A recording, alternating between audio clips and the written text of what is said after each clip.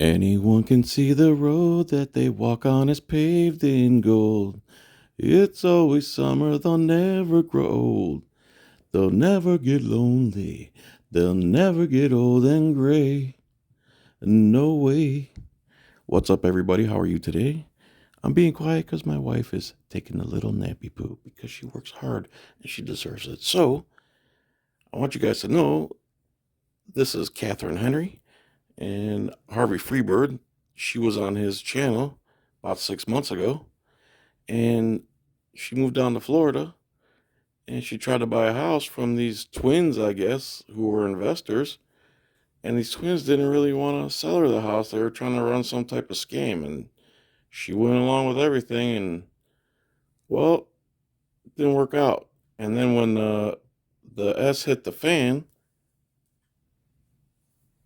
she started taking them to court, and she just has unearthed tons of layers of corruption at Ormond Beach, Florida.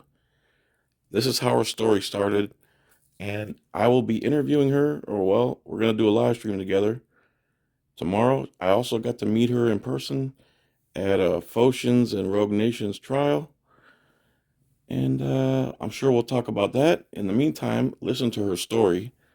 I'm not going to be pausing this very much because she really knows how to vocalize and articulate her point of view.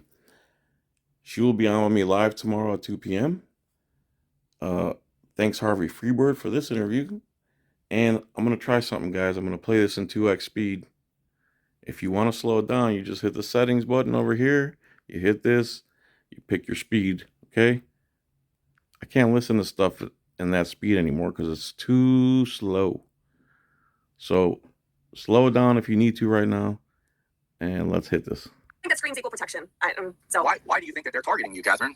Because it's obvious they are. They're picking on you, only you. Why do you think they're doing that?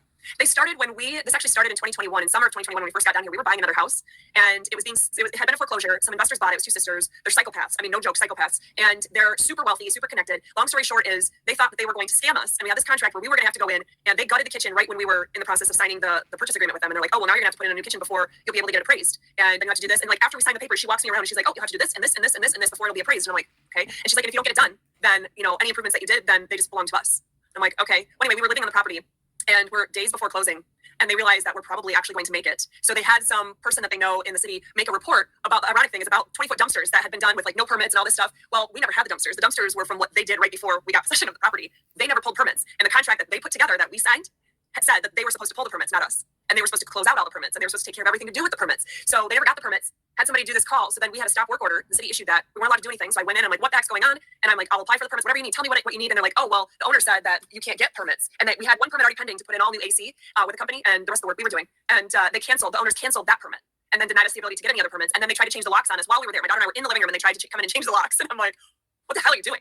Unreal. So they were psychos. They sent stuff to the city. In fact, the same city attorney that's dealing with us on this case, she was involved in that, and she read their stuff, and she started calling us squatters and all kinds of stuff. And I'm like, you stupid bitch.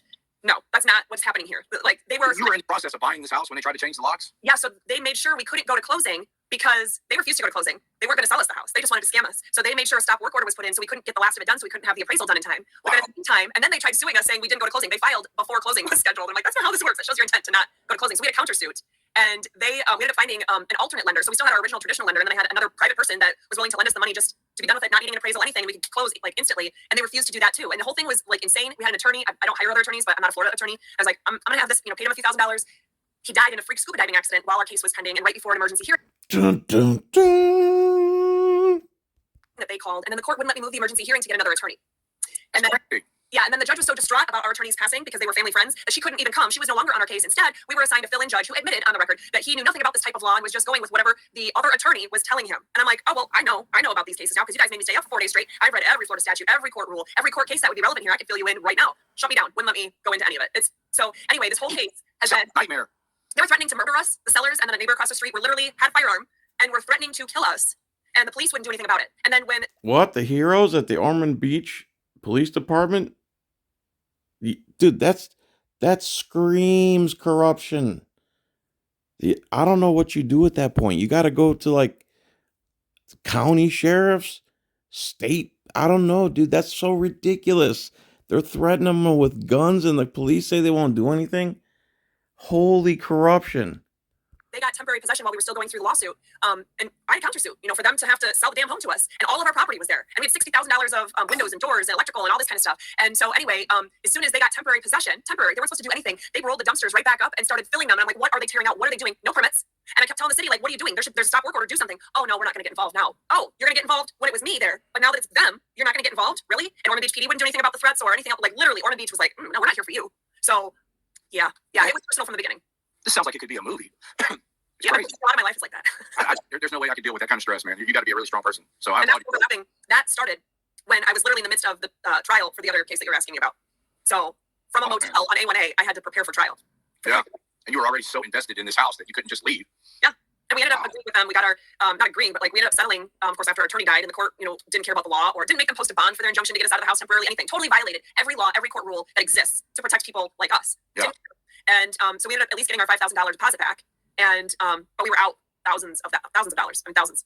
And what we had in the house, they wouldn't let us come and get it. Because we had 23 hours to get out of the house. So I'm not sure how that's even remotely reasonable. We had a brand new refrigerator, $2,500, whatever it was. We have pictures of them throwing it out, like out the front door. We hired for $6,000. We had to hire 2 men in a truck because this is like 18 hours notice or something. And they wouldn't even let the movers go into the house to get our belongings. So y'all moved out of this house?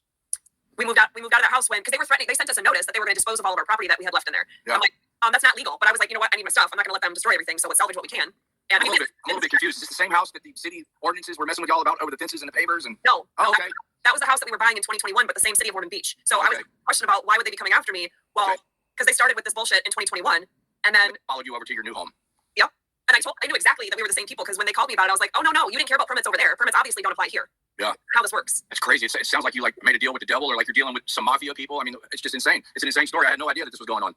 That's basically it. So tomorrow, this lady will be on my channel live, 2 p.m. She was also helping. I don't know if she was his lawyer or just assistant lawyer. I don't know how that works, but this is a public service. Was facing 6 counts of recording in public at the Social Security Administration, and she was helping him. And Rogue Nation had his own lawyer, and then the rest of us were there in support. That's where I got to meet her. And like I said, you also need to check out her channel because she has wonderful videos about constitutional law and stuff.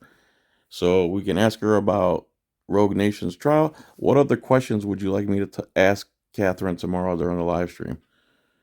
And yeah, thanks for watching.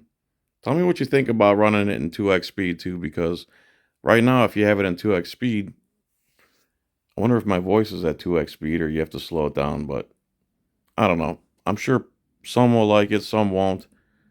Let me know how you feel about it. Let me know what questions you want me to ask Katherine tomorrow. And thanks for watching.